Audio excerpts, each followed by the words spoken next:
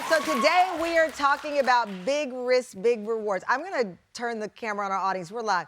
When was the last time somebody took a big risk? You're not mic'd up. Anybody take a big risk in the last, I don't know, week? Wow. One woman in our whole Tam Fam audience. That's exactly why we wanted to do this show today, because what do we need to do? We need to take big risks, right? Because you never know. And so that's why, this is blowing my mind, because we have an audience of like 150 people. One amazing woman in a really risky striped suit, which is fabulous, ma'am, took a risk that she can think of. But that's the inspiration here. And my next guest, Poorna, Jagannathan, and Richa Moorjani are the stars of Netflix hit series Never Have I Ever.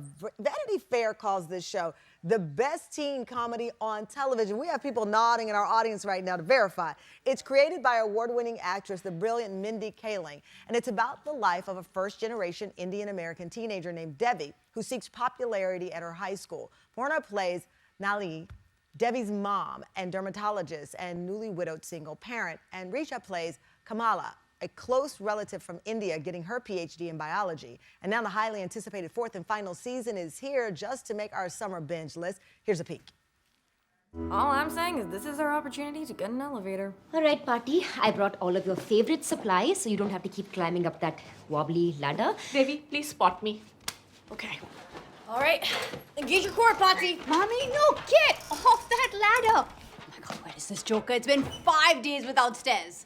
I'm not surprised he scammed us. His whole family's a bunch of con artists. I've called him repeatedly. I've heard nothing. There must be a police division for negligent contractors, right? I mean, there must be. Auntie, I'm looking at his Instagram and it looks like he's at another job.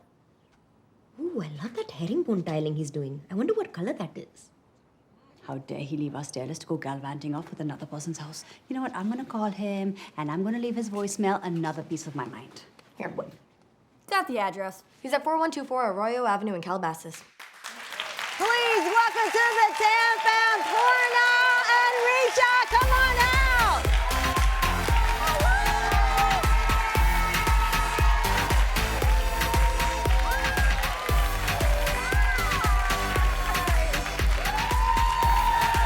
Oh my goodness.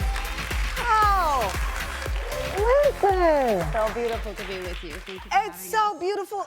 I'm just staring at these outfits you're leaving for me. Thank you. You look amazing. You both look, our audience is like, okay. We love the show. I am so honored to have you. First of all, congratulations. Thank you.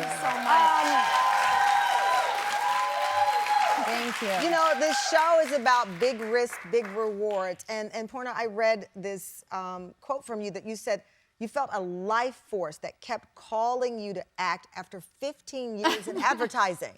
I mean, what does that feel like? 15 years at a great job. Yeah. But this life force is saying, something else. I would, you know, I really was blessed to have an amazing job, amazing clients, amazing colleagues, all of whom are still my closest friends. And then on the weekends, I take these acting classes, right? Yeah. And at work, I had this like huge relief on Friday and this dread on Sunday, you know, about going to work. And everything was so cushy, and yet I just was so reluctant at work, was so hesitant at work, didn't want to speak up, never want to get promoted. And I was at these weekend acting classes where like 8 hours would go in a minute. And I can only describe, because acting, you can be on sets which are toxic, and I don't use the word joy.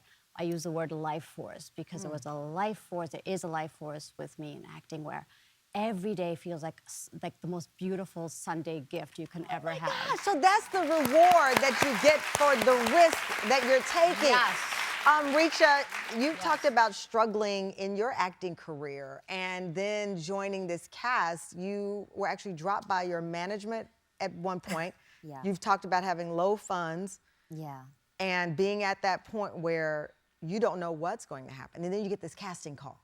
Yeah, I mean, I like to steal everything Poorna says, so I'm going to say that I have, you know, it's the same thing with me. It's that life force, that calling. I think, you know, as actors, it's something that there's always this push and pull, right? So I feel like as soon as you're like, okay, I'm done with this. I can't take this risk anymore. I need to make money. You know, it's too difficult. Something always pulls you back.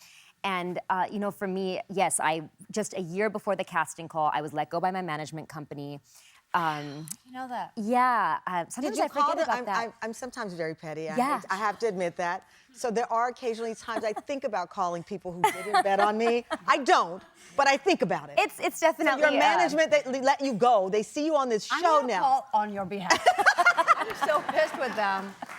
You know, honestly, for me, it was not obviously fun when that happened, Yeah. but it was a wake-up call for me, and also something that I kind of needed in my journey, because after that, I think whenever you let go of attachment, I think that's when things start coming to you effortlessly. And when that happened to me, I was like, okay, I need to re-examine what are my priorities? It's not just acting. How can I fulfill myself in other ways so I find joy in other areas of my life? And I think once I did that and I started to be less attached to the results of every audition and booking every single job, is when things started happening more effortlessly. And then this casting call came, and I was at this point where, like I said, I was less attached, and I didn't jump on it immediately because I was like, you know, they're gonna get Well, I so think many it's submissions. you're not thirsty, right? Because Right. sometimes when you want it so bad, Yeah. it misaligns your energy Yeah, and your that's so spirit. true. I feel like. Frequency is different. Yeah. when Yes. you show up, right? And then if you let go, what we say let go and let God. Yes, that's how exactly what I felt in would life. say during that time. I'm just gonna let go and let God. Right.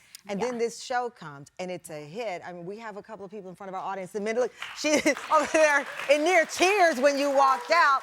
But it's not just a show, it's a representation, a Yes. strong point of view, a realistic point of view of Indian Americans. And you both were involved with Mindy staying true to the North Star of authenticity in the show.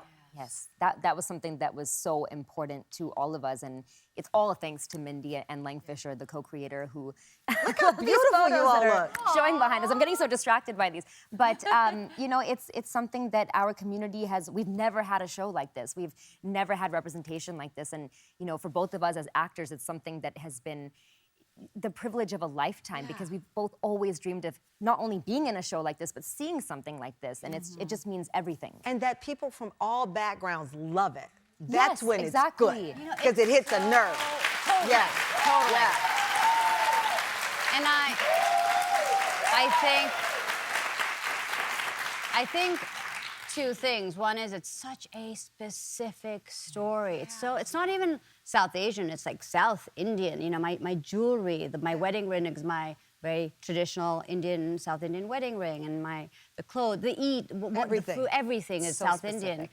yeah. But it has, you know, the themes of mother-daughter, the themes of coming of age, the themes Family. of grieving, Yes, yes. of grieving. Teenage of pain. sexuality. Yes. Like, who doesn't experience that? Right. Yeah. Hitting all the those nerves. themes are so universal. And what I'm really attached with in terms of the show is that is like you can find your place in our family, no Yes. matter Well, thank who you are. for that gift of letting us find our place in your family. The fourth and final season of Never Have I Ever on Netflix starting this Thursday. Ladies, you are dream guests, and when I tell you impeccable beauties, thank you, congratulations, well deserved, and I can't wait to see what's next.